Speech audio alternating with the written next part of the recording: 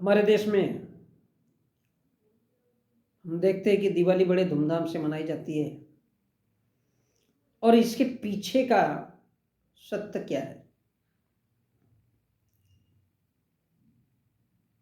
क्योंकि हम उस देश में रहते हैं जिस देश में ये हमको जानबूझ करके हर जगह मतलब बोला जाता है, समझाया जाता है, पढ़ा लिखा जाता है और बताया जाता है कि राम नाम सत्य है।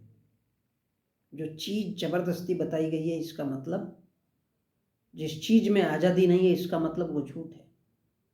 राम नाम सत्य है, मरा मरा का राम हुआ, ये सत्य हो सकता है? अरे वो कोई इंसान ही नहीं था भाई।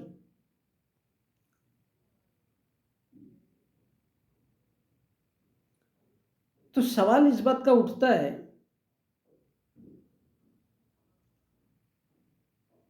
कि दीपावली आई कहाँ से?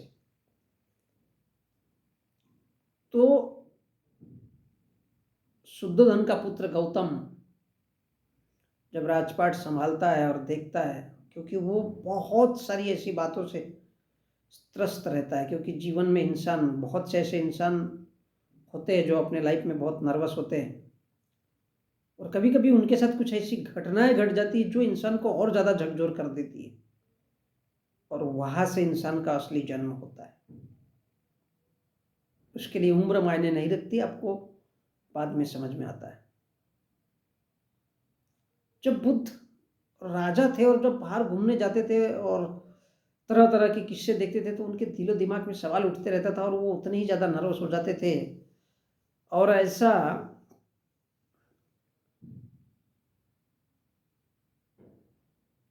करते करते उनके साथ एक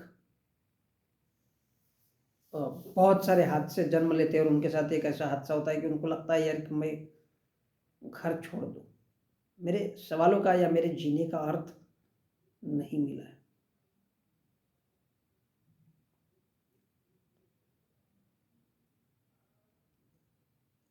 यहाँ पर उन पर किसी ने जबरदस्ती नहीं की थी, माँ बाप ने तो, उनके माँ बाप ने जानबूझ करके उनकी शादी कर दी। शादी होनी थी, हो गई, कोई जबरदस्ती नहीं थी। लेकिन बार बार उनके दिलो दिमाग में सवाल आते थे कि ये गरीब क्यों है, वो छोटा क्यों है, वो बड़ा क्यों है, कोई लंगड़ा है तो लंगड़ा क्यों है, बोले कोई छोटेपन में ही मर जाता है, कोई बड़ेपन में मरता है, मतलब कोई बीमारी से तड़प तड़प के, आखिर इनके पीछे का रहस्य क्या है, क्यों ऐसा लफड़े होते रहते हैं और आदमी के जीवन में ये सब सारा आते रहता है, दुख तकलीफ। तो उस इंसान के दिमाग की बत्ती चली, बोले यार क्या करना चाहिए? बोले छोड़ दो घर, राजपाट, बीबी, बच्चा, माँ बाप, सबको छोड़ के निकल गए। और उनको निकलना था पैदल, तो वो पैदल निकले और अपनी चप्पलें जो थी, ताकि पत्नी को ऐसा लगे, ताकि पत्नी को ऐसा लगे कि ये इंसान यहीं पर है।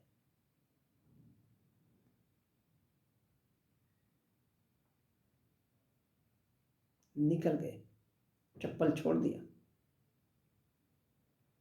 क्योंकि यदि पत्नी, वो जानते थे कि यदि पत्नी ने देख लिया तो वो फिर से गले चिपक जाएगी, बच्चा भी रोएगा, बीवी भी रोएगी, माँ बाप भी रोएंगे, सबका सब हंगामा हो जाएगा और कोई मेरे को जाने नहीं देगा। भाग, अब बोले सारा चूल्हे में गया सब। और वो बहुत दिनों तक यहाँ भटक वहाँ भटक, वो जंगल में, वो पेड़ के नीचे, वो पेड़ के नीचे, और ऐसा करते करते उन्होंने सर्वप्रथम अपने 5 लोगों को पढ़ाया लिखाया, उनको योग्य बनाया और उस माध्यम से जब उनकी चर्चा फैलने लगी घर में, गांव में, पूरा सन्नाटा छा गया कि बोले कहाँ गया, कहाँ गया? बोले जंगल में, बोले वनवास काट रहा है। बोले एक राजा होकर के भी वनवास काट रहा है। उनके भाइयों ने बुद्ध के चप्पलों को उस कुर्सी पर सजा धजा के रखा और उसके बाजू में एक कुर्सी लगा करके उनके भाइयों ने शासन किया। और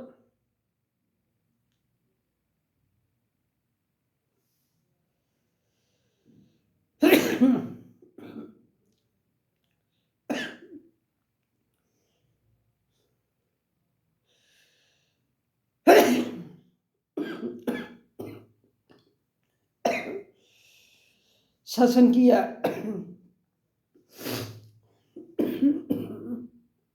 और उनकी जंगलों में बहुत बड़ी फौज तैयार हो गई। फौज मतलब उनके बहुत सारे शिष्य बन गए, बनते चले गए, बनते चले गए।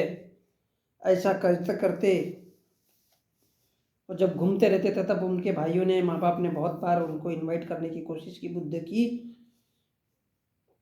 उनके दिलो दिमाग में ये बात नहीं आई कि मुझे जाना चाहिए। और जब उनका बहुत बड़ा साम्राज्य खड़ा हो गया तब उन लोगों ने बुद्ध ने ये डिसाइड किया कि नहीं, जिस घर में मैं पैदा हुआ हूँ, जिस माँ बाप ने मुझे जन्म दिया, जिस गांव में मैं खेला कूदा और बड़ा हुआ, जिस बीबी के साथ सो करके मैंने बच्चा पैदा किया, बोले उस वतन को तो मुझे एक बार जरूर देखना चाहिए कि वो कौन सी जगह थी।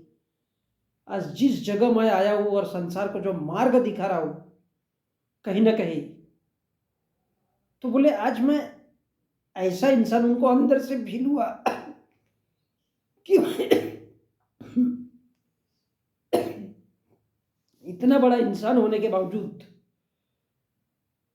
मैं वास्तव में उस अपनी मातृभूमि को भूल गया। क्योंकि मातृभूमि को कभी कोई भूल नहीं सकता है, और जन्म देने वाली माँ को, बाप को कभी कोई भूल नहीं सकता है।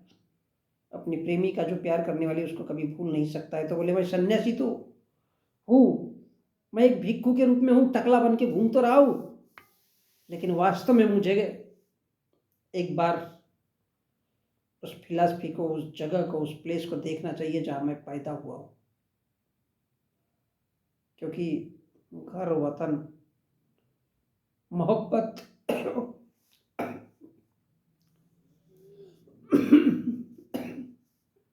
और माँ बाप जब याद आते तो कहीं ना कहीं वो चीज याद आती है। और ये वक्त था, 14 साल हो गए थे अपनी उन बातों का प्रचार करते हुए, और बहुत बड़े संघों का निर्माण हो चुका था। बुद्ध इतना बड़ा हो चुके थे, इतना दुनिया पे छा चुके थे। उसके बाद 14 सालों के बाद वो जब गए तो बुद्ध आने वाला है, इस समाचार में पूरे राज्य में, पूरे देश में